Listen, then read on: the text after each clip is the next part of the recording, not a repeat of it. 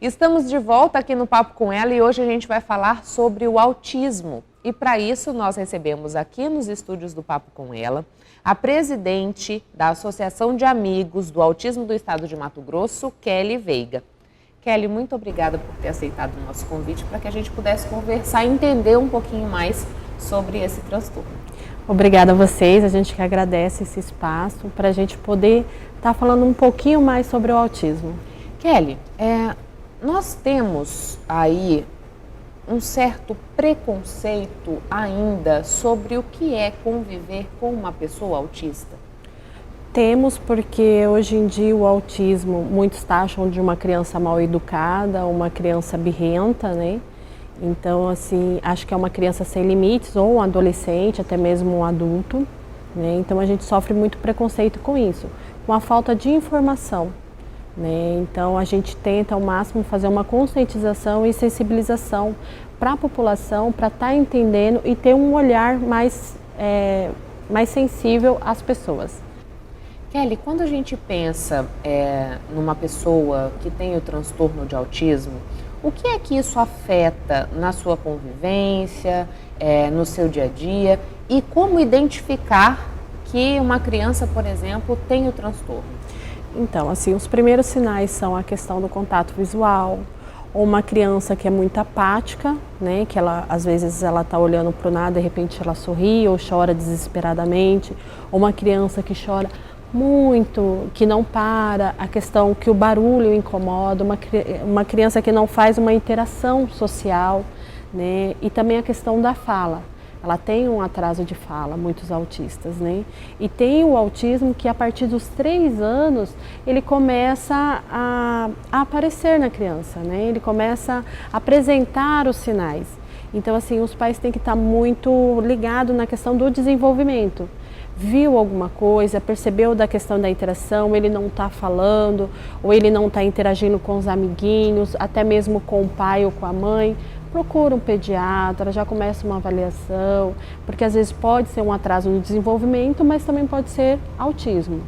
Como foi para você esse processo de descoberta do autismo na sua filha? Para mim, né?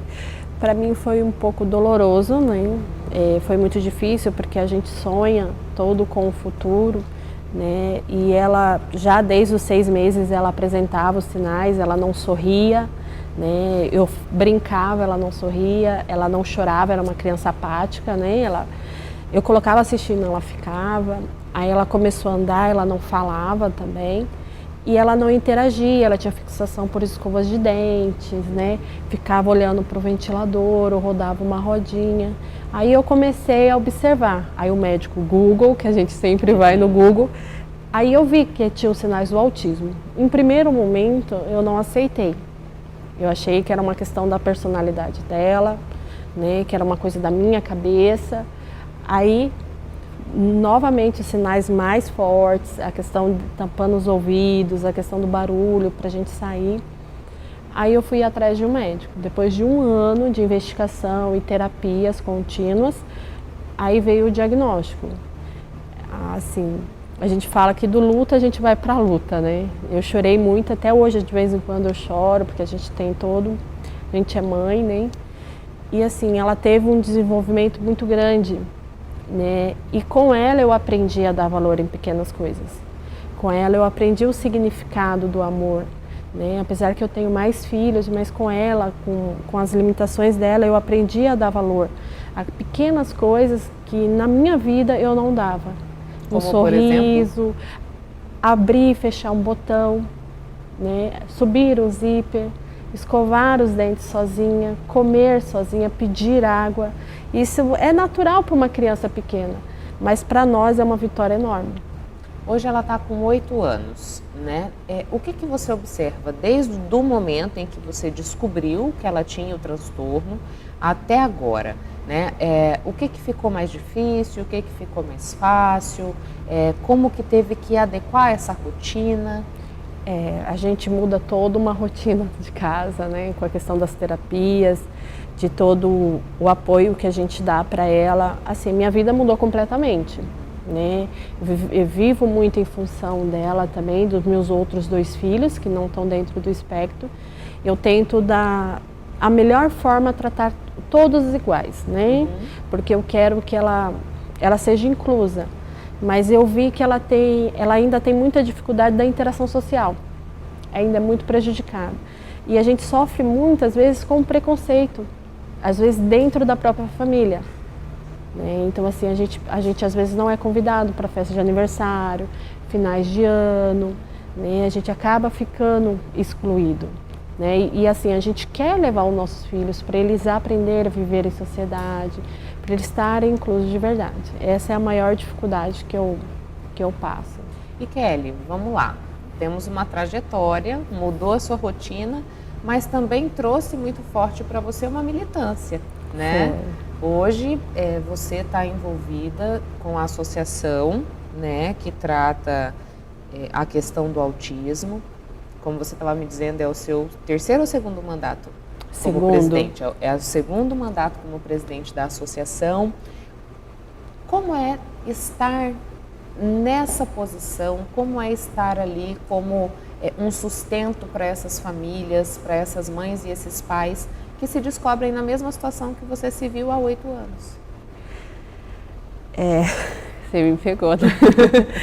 Assim, para mim foi um grande aprendizado, né? Estar à frente da associação, desenvolver projetos, né? Ajudar as famílias, né? Tanto de Cuiabá como do interior também, sabe? A gente se envolver com a história de cada um, né? Saber da trajetória, saber como que é. Então assim, como eu andei na rede do SUS, na rede particular, então a gente tenta fazer o melhor caminho para eles, né? Para não passar tantas dificuldades igual a gente já passou.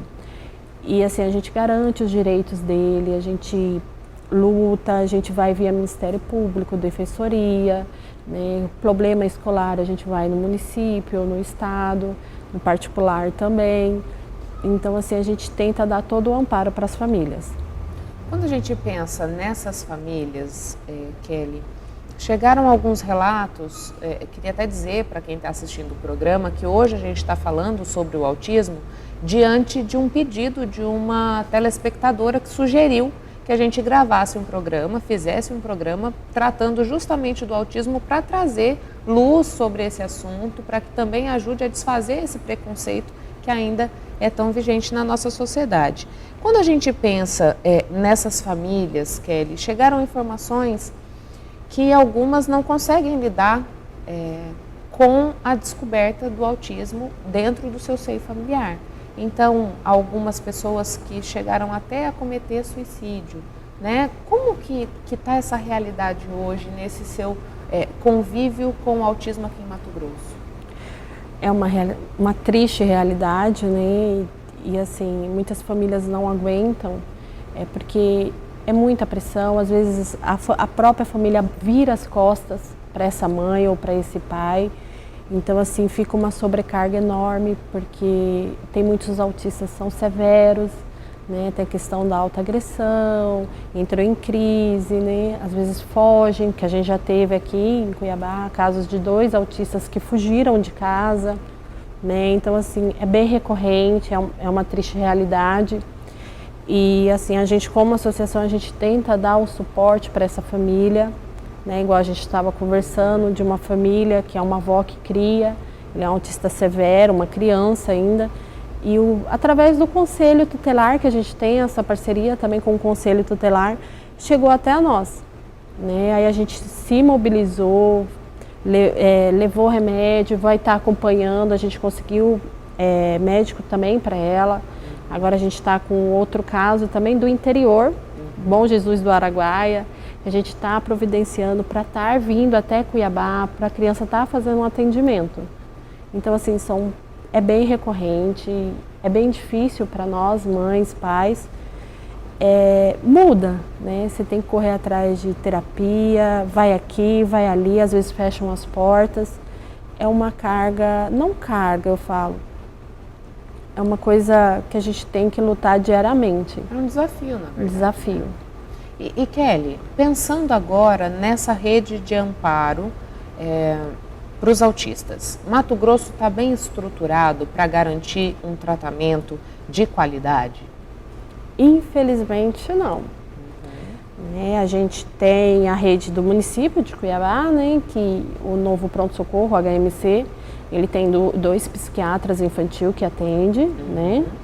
A gente tem o CAPS Adolescer, também do município, que desde 2018 começou a atender, né, através de muita luta e briga, começou a atender transtorno, porque a gente não tinha, infelizmente só tinha o CAPSI, que é do estado. Aí agora o Centro de Reabilitação do Aquino Correia começou a atender os autistas, né? Já é um grande avanço para nós, porque a gente ficou lutando 2 anos para conseguir esse atendimento. Estamos conseguindo. E em breve teremos um centro integrado de atendimento ao autista aqui. Que bom. Né? Que já vai iniciar a reforma, né? E a gente já pretende inaugurar até abril. Muito bacana essa notícia, né? E você disse assim, nós temos autistas de grau severo, e eu queria que você pudesse explicar um pouquinho para a gente como que o transtorno se apresenta. Nós temos vários graus aí que pode se apresentar esse autismo. Você podia dar, por exemplo, uma característica de cada fase desses graus? Então, o grau leve, ele é mais conhecido como a síndrome de Asperger, de alto funcionamento, né? É uma criança que tem um foco específico, vamos supor, na matemática, em história, né? Então ele tem uma alta habilidade. E ele tem uma fala, mas ele tem a dificuldade na socialização, na interação social. O moderado, ele já tem dificuldade na fala.